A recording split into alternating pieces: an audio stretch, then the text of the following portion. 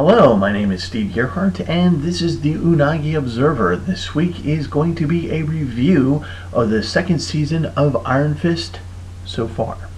Unfortunately, given how my life works and the fact that I have a ton of other things to watch, I can't really binge watch an entire series at one time. So here is what I think of the second season of Iron Fist thus far in the first half.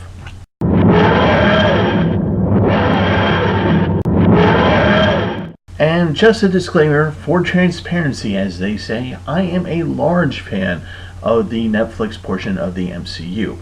I could do an entire video on why, but suffice to say I enjoy the Defenders lineup of shows just as much as I do the Avengers movies, but that doesn't mean I am any less critical of the parts I do not like or that I think are weak and need improvement on. And yes, I am a comic book nerd. Among other types of nerdom that I can be associated with, that means I am familiar with the comics and their characters and storylines. I collect them. You will be able to find me at this year's Baltimore Comic-Con as well. Okay, now that we have that out of the way, let's move on to the review. As we all know, the first Iron Fist season was pretty weak in many ways. The writing, while not awful, it wasn't that great. And the action sequences were very few and they were not very well choreographed, and we would later find out the reason why for that. Before the production of the first season began, the actors who played Danny Rand and Colleen Wing got, at best, a few weeks of martial arts instructions that didn't translate well at all to the screen. So far, in the second season, all that has changed. The writing is far superior to the first season, and the action sequences are very much the action scenes that we wanted to see. I attribute this to two things. First, it's very clear that the actors Finn Jones and Jessica Henwick, who played Danny and Colleen, got some intensive martial arts training. They are far more physically active in this season. They are more involved in the fight sequences both physically and mentally. You can actually see the concentration on their faces as they put the moves together. And that means the movement is more confident and quicker, which makes for better fight scenes. The second thing appears to be that Netflix decided to work the problem in terms of the writing as well. They made both characters, Colleen and Danny, be active participants in the other Defender shows like Luke Cage. While I enjoyed the Defenders, I still thought Danny's character was still a little bit weak. But even then, Netflix was trying to season the character for the future. If Netflix is able to keep up the character development for Danny Rand, then Season 3 and the still possible second season of the Defenders may turn out to be pretty good for the Iron Fist. The plot of Season 2 is a combination of various subplots which all meld into the main storyline, which is that Davos comes back to try to get Danny to give back to him what he feels is rightfully his, which is the Iron Fist. Danny of course refuses, which sends Davos on his mission to rob Danny of the power. The major characters eventually all come to play in the main storyline. To bring those other characters into play, there's another storyline involving increased violence in Chinatown. When the Hand was destroyed by the Defenders, pretty much all peace pacts went out the window, and the various triads are about to fight a huge war to fill the power vacuum. Danny is trying to keep the peace and is fighting every single night. It takes its toll on him as he feels the dragon that gives him his power is trying to take control of him. Another one of the subplots is that Colleen Wing, who no longer fights and has hung up her katana, literally, is now working in a community center in Chinatown to help the Asian poor and immigrants.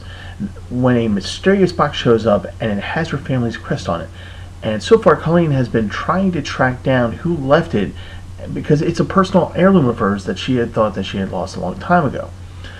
All the stories eventually come together and bring various characters into the fray: the Triads, Davos, Joy, and Ward Meacham, and even Misty Knight. At this point, I want to mention that there's a very much an encouraging scene of the future, and it has Misty Knight and Colleen. They are walking around searching for Danny at one point, and Misty compliments on Colleen's investigation skills. And we know by this point that Misty has still not taken the captain promotion yet, so could there possibly be a Nightwing investigation series in the future? That'd be kind of cool. And for my fellow comic book nerds, there is a little Easter egg in the first half of the season that will appeal to those of us who have followed the comic books for years. I won't tell you what it is, but you might miss it if you aren't careful. So listen to the police radio communications when Misty is in her squad car. That's your hint. There's always a lot of Easter eggs in these shows, but this one really stands out as a nod to the comic book reader. Okay, now on to my criticisms of this show. While much is vastly improved in the second season, there are still some little hiccups, some little things here and there. Like how there are scenes where we're supposed to forget how in the first season the Iron Fist can be used as a healing power for others, but that somehow doesn't apply here.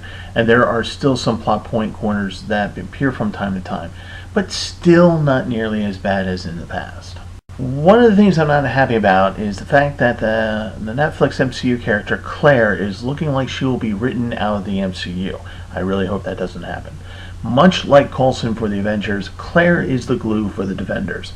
And while the Avengers continued on just fine without Coulson, I feel the same could be said for the Defenders.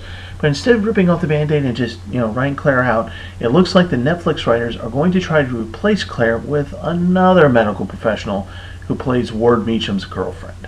Okay, so there is an aspect to the second season where I don't know where it's going. It's another one of the subplots I did not mention before because I am not sure if it has ended or if it will continue in this season or even in other series. And that has to do with Typhoid Mary. If you are a comic book nerd like me, then right about now you are going, no, wait a second, Typhoid Mary is a Daredevil villain. And you would be right. It's just that she is in the first half of the second season of Iron Fist. So, a couple positive things. Alice Eve does an outstanding job of playing Typhoid Mary. Now, Typhoid Mary's inclusion to the story is appropriate and she is tied into the overall storyline, but I don't really want to talk more about it because I feel it will give away a lot in terms of the plot.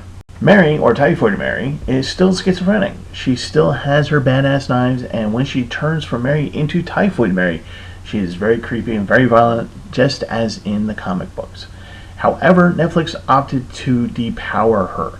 She has no telekinetic or pyrotechnic abilities. She was in the Special Forces, according to Netflix, before being kicked out due to her mental health. Netflix has also, as you might have guessed, decided that she has no connection to the Kingpin at this time. Netflix watered down the Daredevil storyline from the comics and made the Mary persona sweet and crushing on Danny in Iron Fist, but there is no directive to seduce Danny and then to break him, as was Kingpin's plan for Matt Murdock in the comics. Now, I don't know what Netflix is going to do with Typhoid Mary at this point in the rest of the Iron Fist season. It is my hope they don't kill her off. She would make such a great villain for any of the Defenders. So the one thing I'm not going to talk about is the 800-pound gorilla in the room, because I have already talked about it in the Season 1 review and the one episode where I talked about both Iron Fist and Ghost in the Shell concerning whitewashing. I feel I had made that point and I see no reason to continue that debate. So this is my first half review of the second season of Iron Fist. When I finish the season, I will do my next review at that time. And while the rest of the season could very well go into the crapper, I still think that it is worth your time to get invested in the season if you already haven't. If you like this video, please hit the like button, and if you want to, please subscribe to my channel. My name is Steve Gearhart, this is the Udonki Observer, and as always, thank you so much for watching, and I'll see you guys next week.